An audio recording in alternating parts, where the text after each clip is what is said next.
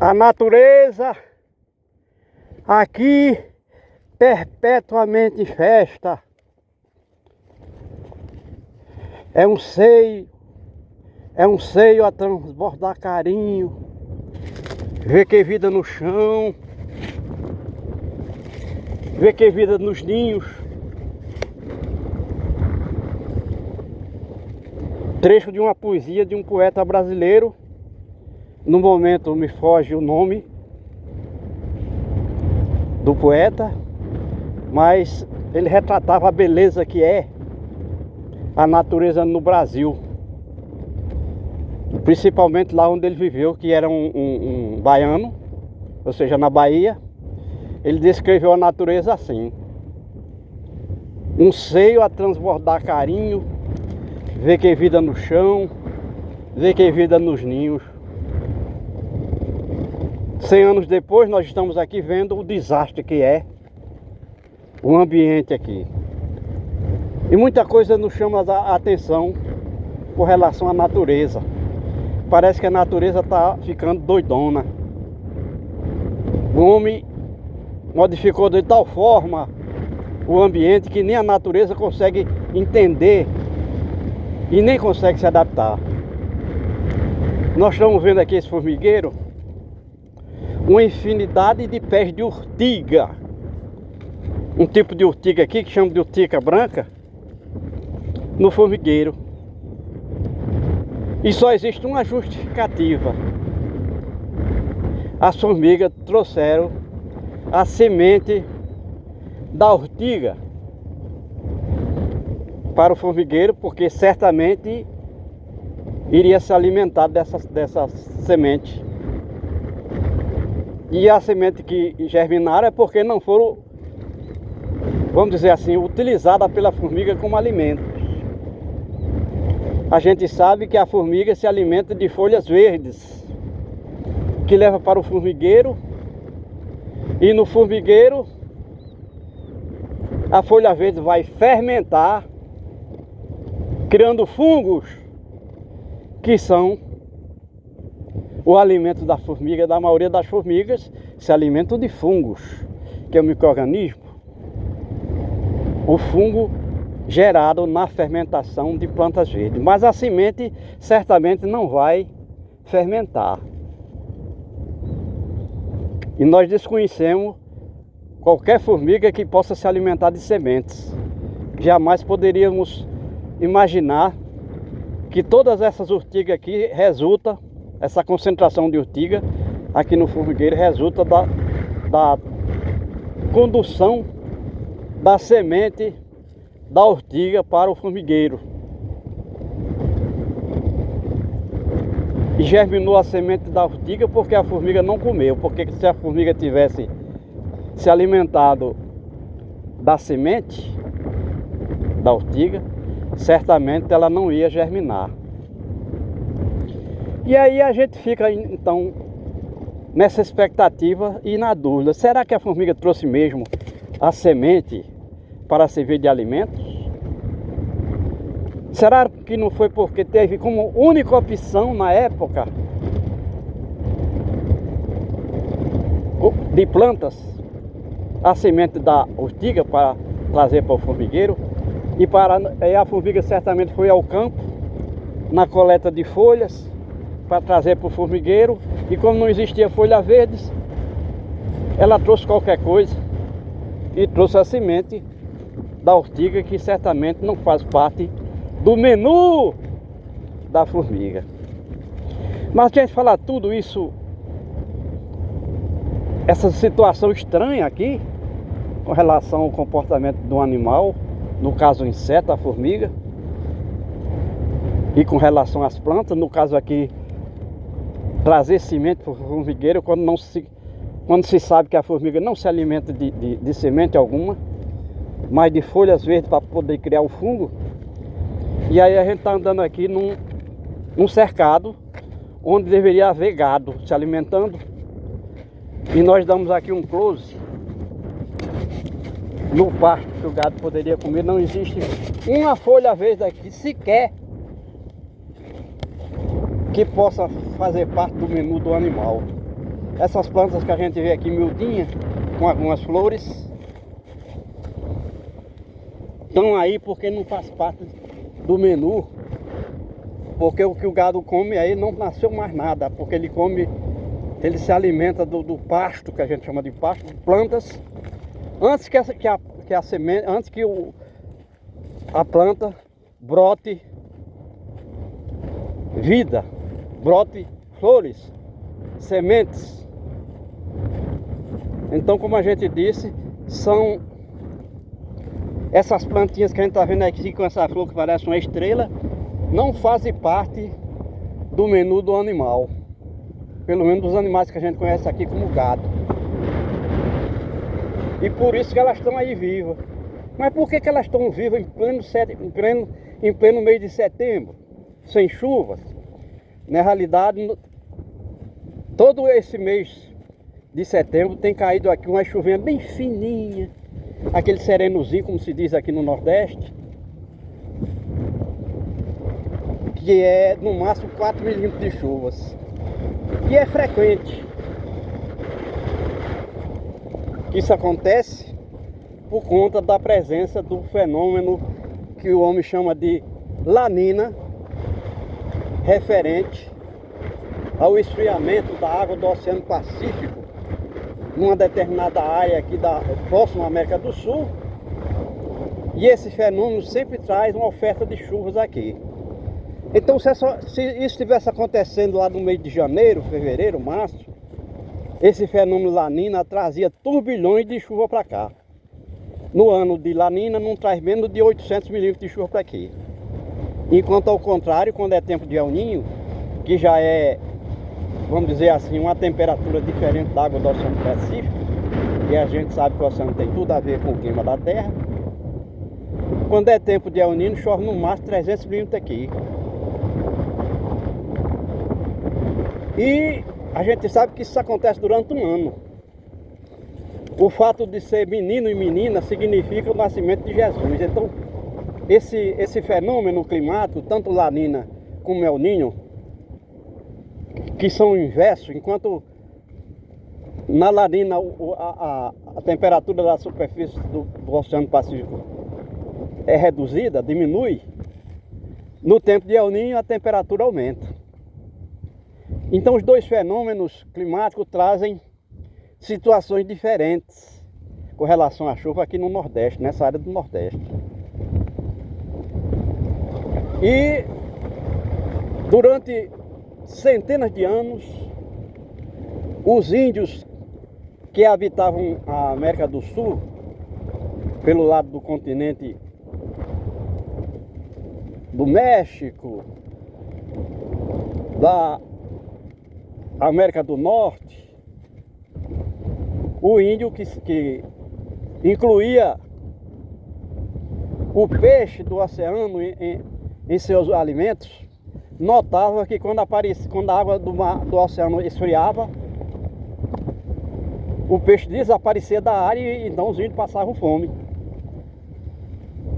Os índios daquela área, que eram índios absolutamente cultos, se compararmos ao índio brasileiro, que é um dos povos mais atrasados do seu tempo, culturalmente falando. Os brasileiros, na maioria, era antropófago, se alimentava de carne humana. Lá no México e em parte da América Central, o índio atingia um grau de civilização altíssimo e pescava no mar para se alimentar. Então, quando era esse fenômeno acontecia, e acontecia sempre no mês de dezembro, e por isso que recebeu o nome de um menino, se referindo ao nascimento de Jesus.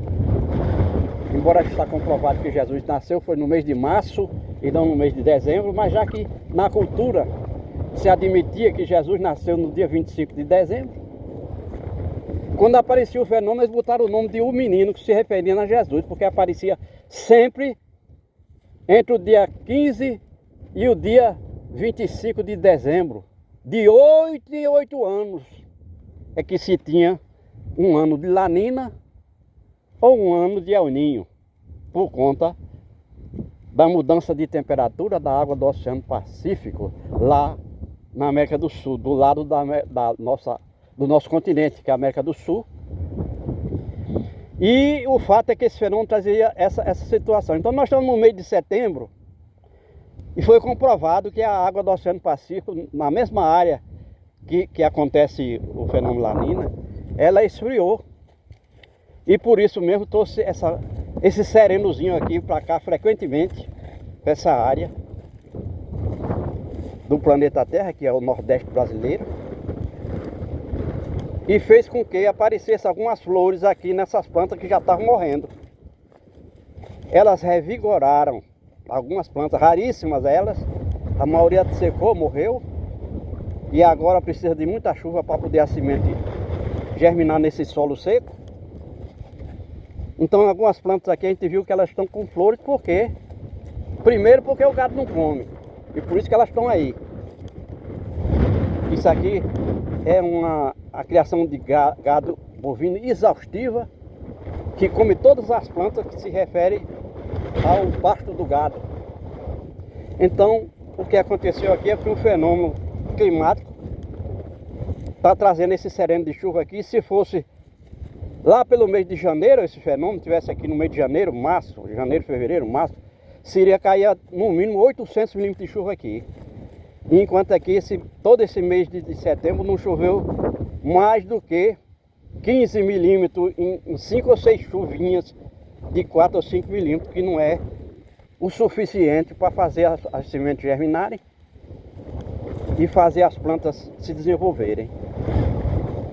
Mas a gente caminha mais um pouquinho aqui, mostrando que não tem o que o gado comeu aqui, por isso não tem gado algum. E nós estamos vendo aqui na nossa frente as juremas que liberaram as folhas para diminuir a dependência de água, porque não tinha chuva para molhar o solo, para que a planta pudesse colher a água do solo úmido. Mas de repente nós encontramos aqui uma jurema que botou bastante flor, em meio a outras que estão totalmente mortas. Essa aqui botou flor demasiadamente, enquanto já tem folhas secando aqui. A gente vê elas enrolando as folhas, porque elas estavam liberando as folhas para poder diminuir a dependência de água. De repente apareceu alguma coisa aqui que fez com que essa jurema florisse bastante florada, enquanto que folhas enrolando aqui porque estão secas, por falta de água.